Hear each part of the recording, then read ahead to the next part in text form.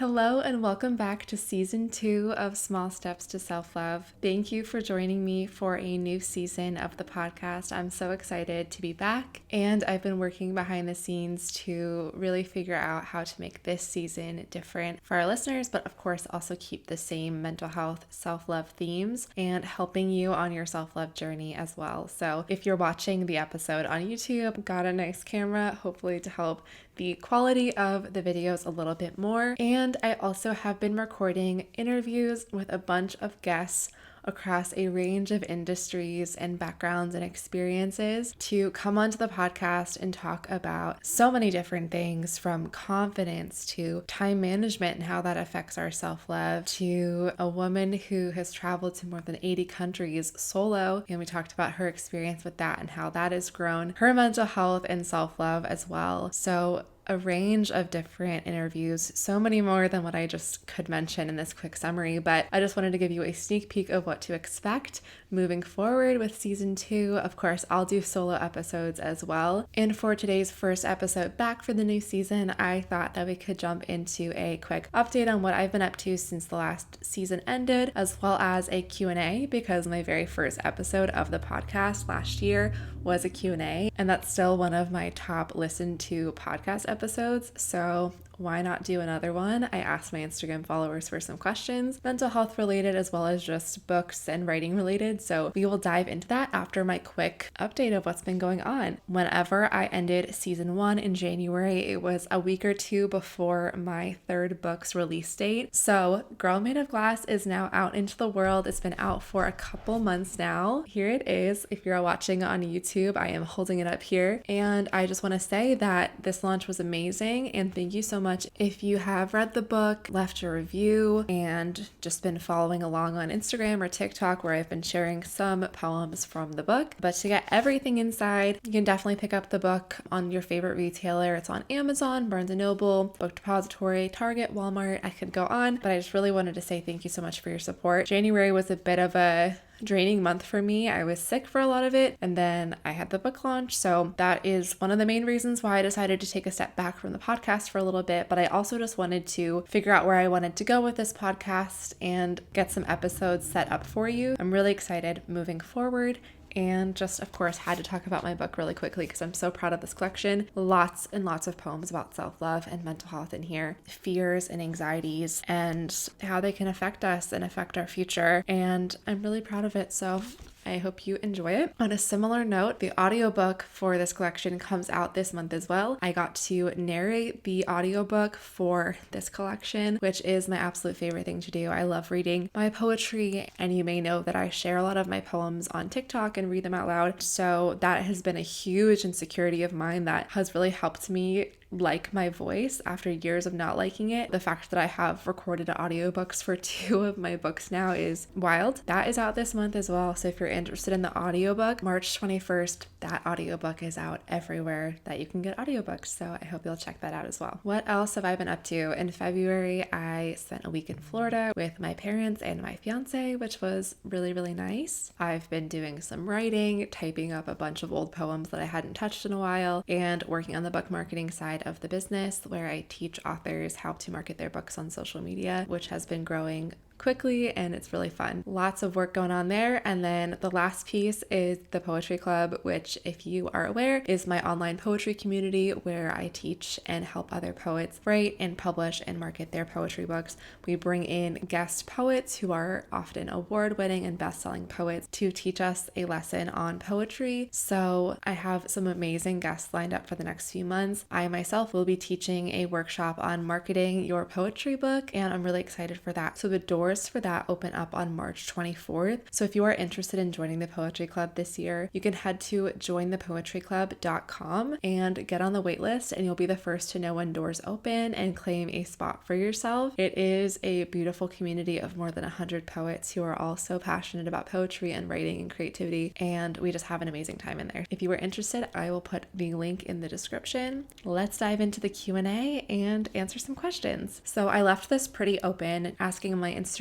audience to ask questions on anything mental health related, or really just anything about my life, updates, all of that. It's a range of questions, but I'm just going to dive straight in and answer them. The first one is from Soleil Hooray. They asked how to build in rest when hosting guests as an introvert. That is a great question because I am also an introvert, and I think that there's a misconception about what introvertedness is versus extrovertedness. It doesn't mean that you are antisocial, that you hate being around people. It just means that where extroverts get really energized and get their energy from other people and being around other people, introverts instead are the opposite. So their energy is kind of drained when they're around people and they need that alone time to get their energy back up. So when you ask about hosting guests, that can be very energy draining for an introvert. Getting your energy back up or maintaining your energy when hosting a guest as an introvert. So I don't know the exact context of this question, but I think it's just really important to build in boundaries and time for yourself, depending on how long these guests are staying or what kind of like hosting you are doing. Just knowing your own limits, knowing that if you need some time of your day to yourself, that you can point them in the direction of a fun activity to do or a restaurant to try out, that you can absolutely do that and don't have to be like 24/7 with them or showing them around, things like that. For me, this question made me think of, I host a lot of virtual events as an introvert, and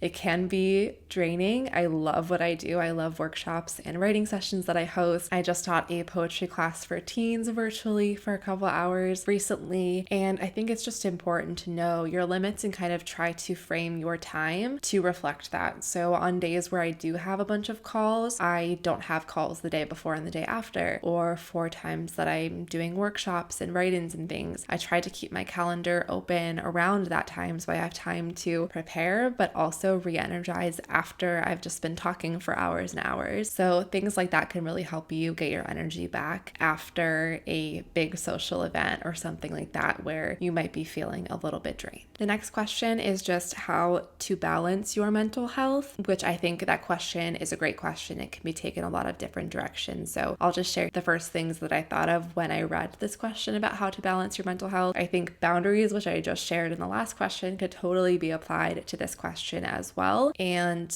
knowing what brings you joy and what doesn't, what might cause you anxiety or what might cause you to kind of get into a bit of a rut or make you feel less confident. All of those are things to kind of track and be aware of. I myself have done multiple weeks where I will track just in the notes on my phone times where I feel like I'm getting really frustrated or times where I feel more anxious, times where I'm feeling sad or in a rut, and notice patterns. That is really, really helpful so that you can either avoid situations like that, which might not always be the best route. Sometimes we kind of need to face our fears and move forward past them, but either avoid situations, lessen situations, or just know our areas of focus of where we can improve in our lives and, work to be more confident in certain areas. That's something that can be really helpful to, I guess, balance your mental health. Really, that's just being aware of the ups and downs of our own mental health and our emotions and thoughts. And that can really help you see the gaps and the times that you're feeling your best and your happiest to help you balance that. The next questions are kind of similar. Astrophile asked, how do you deal with writer's block? And Devery asked, what do you do when you don't like everything you're writing lately? Which are similar about writing. So I'll come back to the mental health questions, but I love these writing questions as well. So for writer's block, you're sitting down to write and you really cannot think of anything to write, or you just feel blocked. I think a lot of the times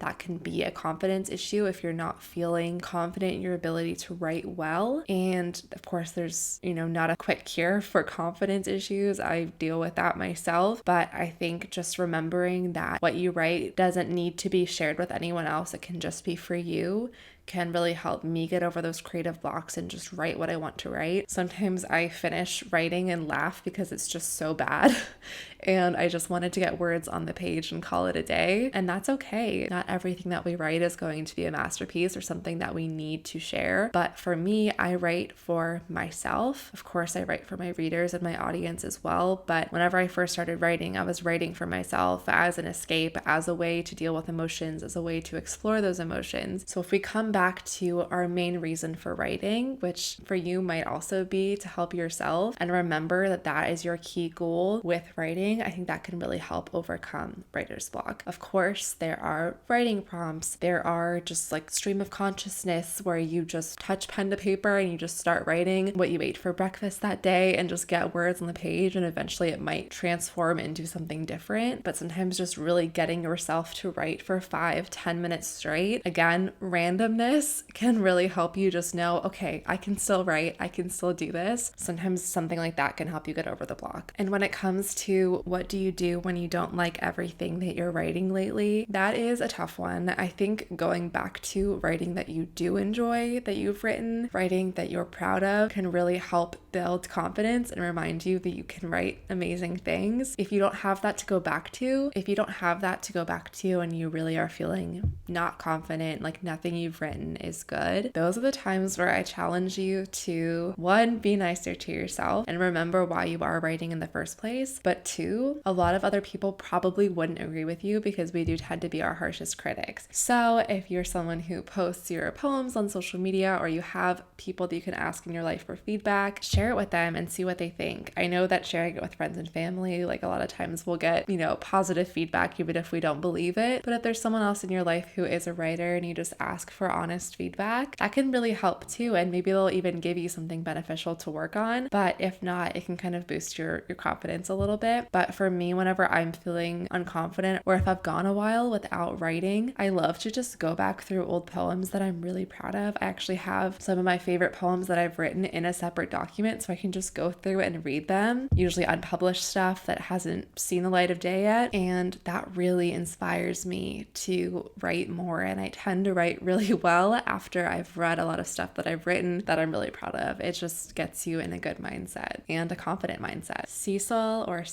sorry if I'm saying your name wrong, asked, are you aware of how many lives you describe in your poetry and the impact it makes? I thought that was a really sweet question, and I don't think about it often enough, and I think I need to more, especially on days where I'm not feeling confident about my writing, which we just were talking about. It is wild to think about how many people have read my books and how many people, read my poems on social media. The numbers can really do damage to us mentally, and I think that that's something that I've stepped back from looking at a lot. At the same time, whenever I do actually think about that number, that like millions of people have seen my poems, and visualize what that actually would look like in person, like if I was presenting my poetry to all the people that have ever seen it online, that is pretty mind-blowing to me. So it's incredible to think about, and I don't think about it enough. So I actually really appreciate the reminder that I am making an impact even on days where it might not feel like it. So thank you for that. That was really sweet. 2 more questions. This one asked how to move on from one-sided love. That's a really tough question, and I think that question can apply to both romantic relationships or friendships or really any other type of relationship in life. Sometimes they can be rather one-sided, and that's something that I've been thinking about and working through a lot with friendships that feel one-sided or relationships in the past that have been one-sided for me. And I've had to realize a couple things. One being that it's important to set expectations and to have standards. It's okay to have what some people might think are high expectations, but for you, it's just the minimum of what you need, and that's okay. So the first thing is, before assuming that it's one-sided or feeling like it's one-sided, have you actually told this person your expectations in terms of communication or how often you're seeing them and things like that? Because if you haven't had that conversation, they might need way less than what you are looking for, and so it might not be a good match for that reason. But if they never know, they don't really have a chance to work on it. So I think that's the first thing. Of course, if you're someone who puts a lot of time and energy into your relationships, or you text back right away, or you want to call every day, or you want to see each other on a regular basis, it might seem obvious to you that they're just not putting in the effort, but they really might not know what you're looking for. And so if you give them the chance to step up a little bit, then they deserve that chance. And if they still don't, or if they're not interested after you kind of talked with them about it, then it's probably not a good fit anyway. So I just wanted to say that first, because I think that I myself have jumped to those conclusions before and then realized like I didn't really even share that it was something that was making me upset or that was bothering me. But there also have been times where I haven't been getting what I needed or needed to be happy in a relationship or in a friendship, and moving on from that, which is your question, can be really, really hard. But I think that it does come back to being confident in yourself and knowing that you have expectations that deserve to be met, that the right person will put in the time and energy that you're looking for, and that moving on is ultimately the best option if you were always feeling unhappy and feeling like you weren't a priority. So even though it's painful now, it will get easier, and you made the right decision to prioritize yourself and know that there is someone out there, friendship or romantic relationship or whatever, that will treat you the way that you are hoping to be treated, that will be thrilled that you are putting the same time and energy and effort into them as they are to you. So I hope that that helps. And ending on this question, which I absolutely love, if you could share what is the thing you've learned from all of the stories and poetry that I've written. That's such a tough question. I've been exploring myself and my mental health and my healing and relationships and all of the things through poetry for 7-8 years now, written thousands of poems and shared hundreds of them online and in my books. And I don't know if I could pick one thing that I've learned. I think if I had to pick one thing, I would say just the ups and downs of our minds and how much 1 year, 5 years can change someone if you put in the work to do so. I just look back at when I first started sharing my writing anonymously to now doing this podcast, reading my poems online, having audiobooks, like all these things that I never thought I would do. That's a wild amount of change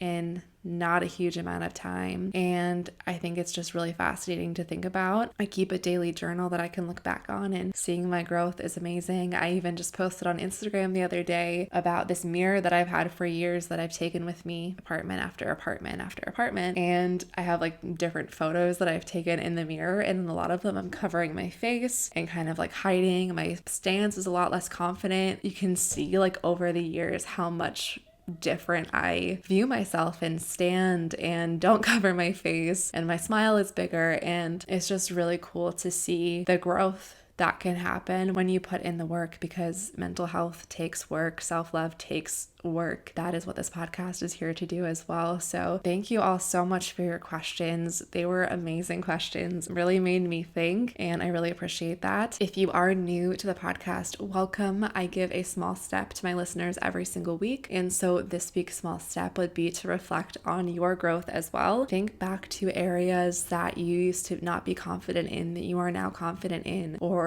things that used to maybe cause you anxiety that cause you less anxiety now. Any amount of small growth or big growth is something to celebrate. And so I'd love to hear in a review or in a comment, if you're watching on YouTube, an area of growth for you that we can all celebrate together.